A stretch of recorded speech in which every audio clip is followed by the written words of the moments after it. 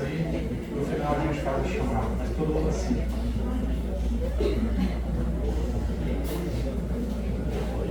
Pessoal, só lembrando de fazer o cadastro na rede Unicristos. Tá? O Alisson da TI acabou de passar aqui e me pediu, professor, peça para todos os alunos fazer o cadastro na rede Unicristos. Ele disse que quando vocês acessam a rede no iPhone, no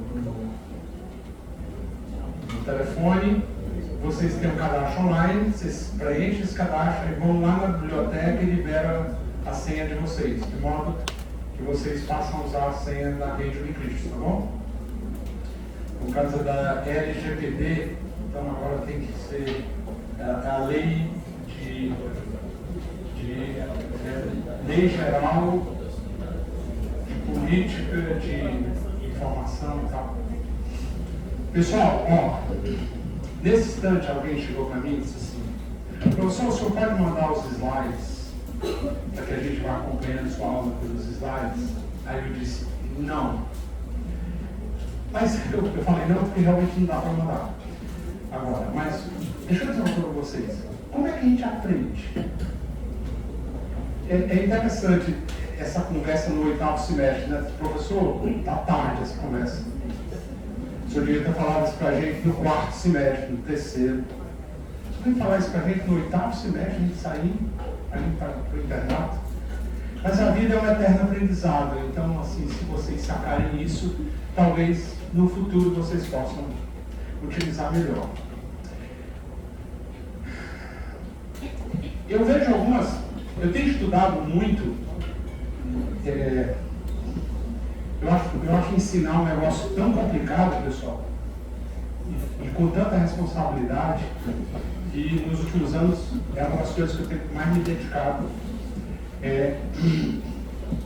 estudar como as pessoas aprendem.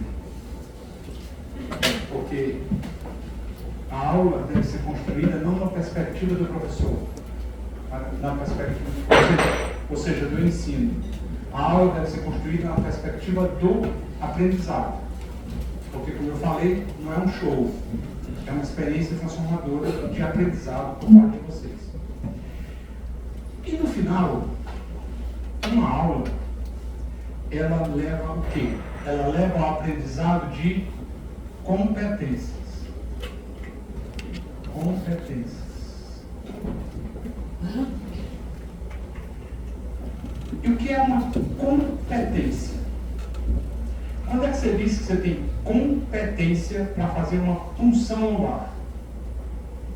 Quando você é capaz, naquele momento de fazer a função no lar, você é capaz de recrutar conhecimentos, habilidades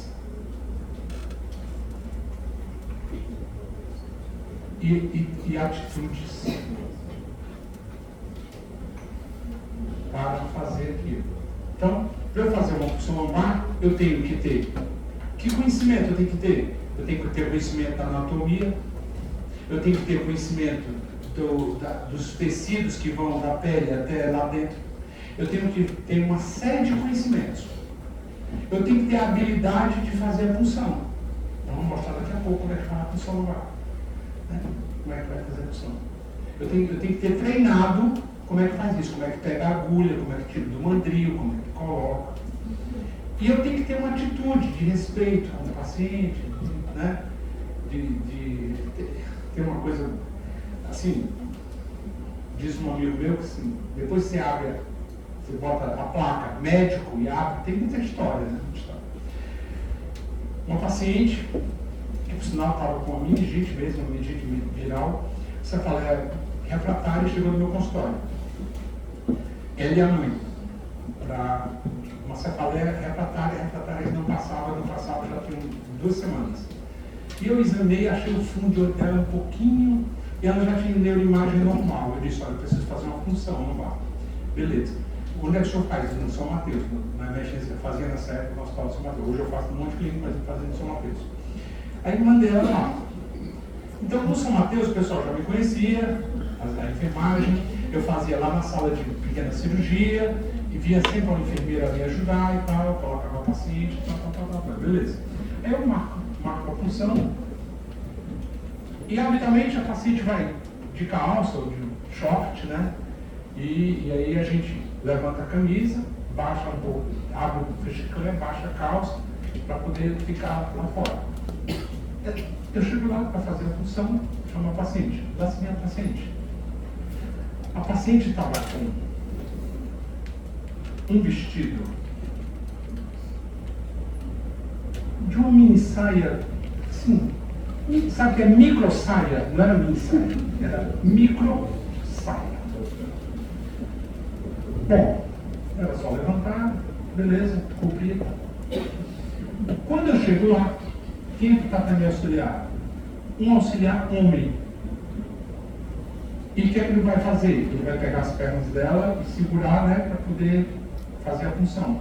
Ele disse, não, fica chato, mesmo a gente cobrindo e tal, essa paciente. Aí eu pedi, o namorado dela estava lá. E o namorado disse assim, você pode me ajudar a ficar aí do outro lado? Porque aí era mais, né, tranquilo. Ficou lá segurando. Aí eu vou aqui fazendo a função, aí eu explico para a paciente, olha, tudo que vai acontecer aqui eu vou explicar, eu vou primeiro passar um álcool, para limpar, papapá. Cara, quando eu tiro a agulha, esse namorado dela, maior que eu, dobrado o cara assim, tá? Na hora que eu tiro a agulha e vou colocar, o cara desaba na minha frente, desaba. Caiu, bateu inclusive na cabeça no móvel, desmaiou, eu tenho uma síncope quando viu a agulha. O cara. Aí a mãe dela que estava assim na foto, desse jeito assim, ela falou assim, ixi, dá para casar não. Assim, mas você vê, são situações que às vezes você tem que ter uma atitude ali naquele momento. E aí eu vi luva e tal, e o cara aqui, aí soca o cara, ainda bem que ela foi só assim, porque ele levantou logo e tal, e aí ele conseguiu chamar uma enfermeira que me ajudou, enfim. Mas assim, você tem fazer uma função, muitas vezes, requer atitudes suas, dependendo do momento. Muito bem, então eu não sei se vocês sabem, vocês já ouviram falar da taxonomia de Bloom? Sam. Muito bem. Bloom é um psicólogo dedicado a estudar a educação. E ele, um grupo de psicólogos, ele elaborou uma taxonomia. Ele diz que numa aula, no final de uma aula, tem coisas que a gente deve lembrar. Tem coisas que a gente deve compreender.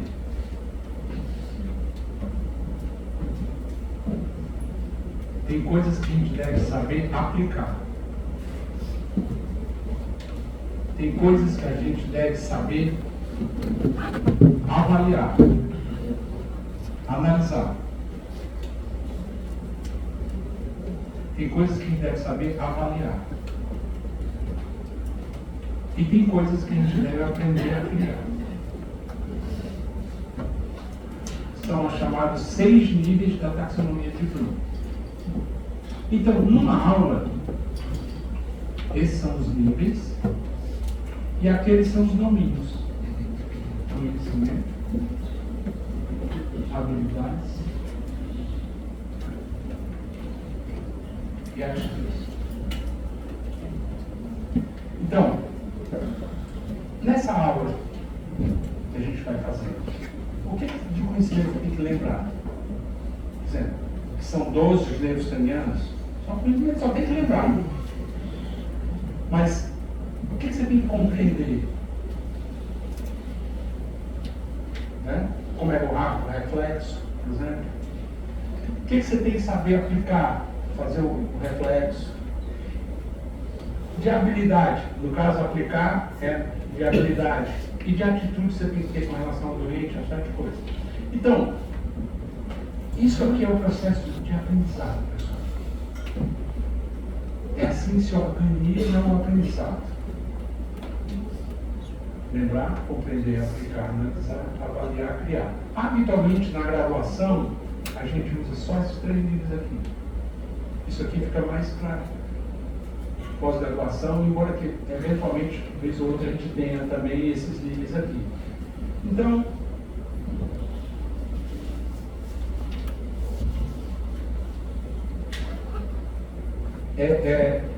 esse é o processo de uma aula. Só para completar. Muito bem. E aí, o que a gente quer? É que isso aqui fique na cabeça da gente de uma forma tal que daqui a 10 anos, 15 anos a gente lembra. Para isso tem que ficar na memória de longo prazo. E nós temos 3 tipos de memória no aprendizado. Nós temos a memória sensorial, a memória de trabalho e a memória de longo prazo.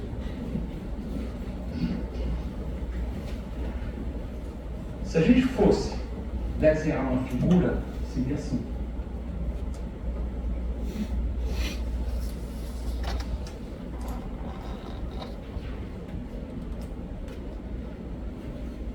Memória sensorial é tudo que nos entra pelos 5 sentidos. Olfato, visão, audição, são os slides, é o que eu estou falando, é o que nos entra pelos sentidos. Portanto, muita coisa. Só que a nossa memória de trabalho, que é a memória que pega o que está entrando e dá um sentido naquela informação para guardar na memória de longo prazo, ela é limitada. Ela é limitada. Ela só consegue lidar com 2 ou 3 conceitos ao mesmo tempo. É por isso que está assistindo a aula, e está no iPhone, e está no Instagram, e está no coisa, você está colocando algo a mais para competir a sua memória de trabalho com o conhecimento que está sendo dado na aula. E você vai limitar mais ainda o seu aprendizado. Apesar da gente hoje em dia ser multiplataforma, nosso cérebro não é multiplataforma. O nosso cérebro só consegue lidar com 2 ou 3 conceitos ao mesmo tempo. E na hora que você coloca outra coisa para competir, isso vai entrar aqui na memória de trabalho e o que você está recebendo da aula vai ficar cada vez mais limitado. O que a memória de trabalho faz? Ela pega esse slide, o que eu estou explicando ali, 2 ou 3 conceitos bem básicos. Ela pega 2 ou 3 conceitos aqui, linka com o que você já sabe, integra e forma mais um bloco na memória de longo prazo. É assim que a gente aprende pro resto da vida. Aí sim, fazendo assim, você vai lembrar, daqui a 20 anos, aquela aula que o professor João José de Neurologia. Por quê? Porque você gravou na memória de longo prazo um bloco e gravou na memória de longo prazo, você com 100 anos, você vai lembrar aquele conceito. Mas aí, o que eu vejo muito aluno fazendo? O aluno pega e grava a aula para assistir depois. Cara, tu já está aqui 1h20 aqui. Por que tu vai transformar essa aula em 2h40, quando tu devia usar aquela 1h20 para poder compreender aquilo que está sendo dado? Porque hoje a gente vive um mundo digital que dá para a gente a falsa impressão de que tendo o PDF tem um conhecimento. Não. A gente não tem isso. E eu digo por experiência própria ao longo desses anos todos. Eu sou um cara muito tecnológico, vivo tendo tudo, nova tecnologia, eu vou para frente, tudo, mas você compra um congresso. Você não vai ao congresso, agora na pandemia, né? E a gente compra o congresso online. Sabe quando é que a gente para assistir? mas a gente tem a impressão de que a gente tem aquele conhecimento. E tendo o PDF, a gente tem a impressão que a gente tem todo o conhecimento ali. Dá uma certa tranquilidade a gente, porque a gente tem o conhecimento. Tipo assim, se eu não entender, depois eu vou no PDF e dou uma olhada. Não. Pelo menos nas minhas aulas, elas estão construídas com início, meio e fim. Se vocês prestarem atenção, vai ser muito mais rico isso aqui do que se vocês ficarem acompanhando no PDF. Acreditem nisso. Tem estudo científico já mostrando que isso é assim. Acreditem nisso.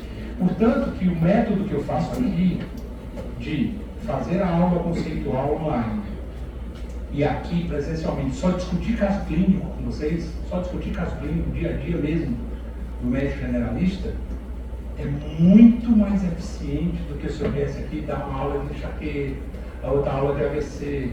Não. Se vocês já vêm para a aula com conceitos básicos e chega aqui e só discute caso clínico, quem faz isso fica muito bom em neurologia. Muito bom em neurologia, porque fica muito bom na neurologia de todo médico que tem saúde. Então, assim, eu acho que nem sempre a gente tem essa ideia desse conceito da memória, das memórias que atuam no seu aprendizado.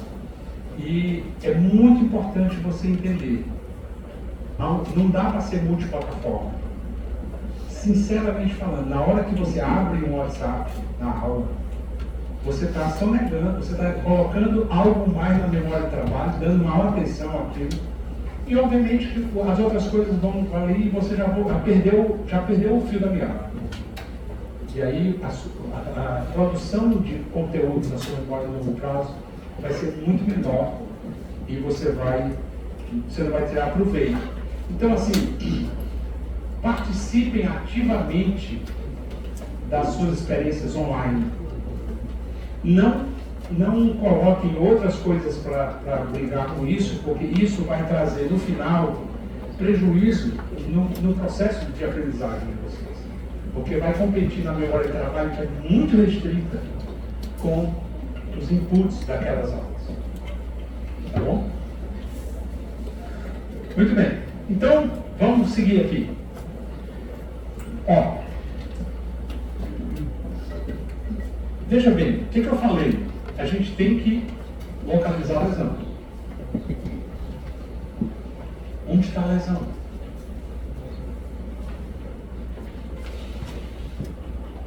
Quando você tem um paciente com neurologia, você colhe a anamnese, faz o exame físico, para você dizer o quê? Não, essa lesão no cérebro. Não, essa lesão no tronco cerebral. Não, essa lesão e assim por diante. Então, clinicamente, no músculo, você tem só déficit motor, não tem sensibilidade alterada. Só tem déficit motor, porque é só músculo, não tem sensibilidade. Na placa, que é a miastenia, por exemplo, é uma doença da placa mioneural, você tem o quê? Fatigabilidade. É a pessoa que acorda bem, vai ficando fraca durante o dia. Repousa, fica bem, fica fraca depois. Repousa, fica bem, fica fraca depois. Nervo periférico, sensitivo motor. Você tem tanto sintoma sensitivo como motor na distribuição de nervos periféricos. Raiz, dor. Dor e déficit na projeção da raiz. Medula, nível sensitivo. E distúrbio esfincteriano. Então, você está no PSF, você está em qualquer lugar. Doutor, chegou uma paciente que ela não sente nada do umbigo para baixo, não está conseguindo evacuar nem urinar. Pessoal, até que se pode comparar essa lesão de medula, porque tem nível sensitivo e tem comprometimento de esfíncter. Você tem que correr, para tudo e vai socorrer essa pessoa. Porque se for compressão, você tem 24 horas para descomprimir, ou então essa mulher, esse cara está condenado a ficar o resto da vida de cadeira de rodas. Então, sua atitude vai definir ou não como vão ser os próximos 50 anos da vida daquela pessoa. Então, fundamental. Medula, nível sensitivo, distribuição craniana. Tronco cerebral, nervos cranianos. A gente viu dos 12, 10 estão no tronco cerebral. Então, teve nervo craniano comprometido, a gente já pensa no tronco cerebral. Terceiro e quarto. Vai ser certo? Quinto, sexto, sétimo, oitavo. Onde? Não, desce primeiro, desce segundo, boa. Cerebelo, marcha. Cerebelar, né? Todos nós aqui já tivemos uma cerebelite alcoólica. Eu, pelo menos, a maioria. Então, na verdade, aquele andar do bêbado e aquela fala do bêbado é a voz escandida do cerebelo e a ataxia cerebelar. Então, ali nós estamos fazendo uma cerebelite alcoólica que passa. Não é à toa que o alcoolismo leva a atrofia cerebelar, porque você faz cerebelites alcoólicas. E no córtex, dependendo da localização, você tem a lesão daquele lobo. Frontal, motor, parietal, sensitivo, occipital, visão, temporal, emoções, humor, etc. Então, a gente quer localizar a lesão. Pela clínica, esses dados já só tem força, pode ser músculo. Tem força e sensibilidade, pode ser dele. Fadiga, placa. Tem nível, é medula. Tem nervo craniano, é tronco cerebral. Tem ataxia, cerebelo. E tem disfunção focal, cérebro lancímetro. Pela clínica e pelos anos você já tem. Mas vamos imaginar, isso aqui é o sistema nervoso, né? Ó, substância branca, mesocéfalo, ponte, bulbo. E aqui cerebelo, lá atrás. Ok? Aqui, função do córtex motor e sensitivo. Muito bem. Se você imaginar o cérebro, o sistema nervoso como uma cidade, preste bem atenção nesse conceito. Né? Localizar uma lesão é como localizar um endereço. Me dá só a rua que você mora, a rua.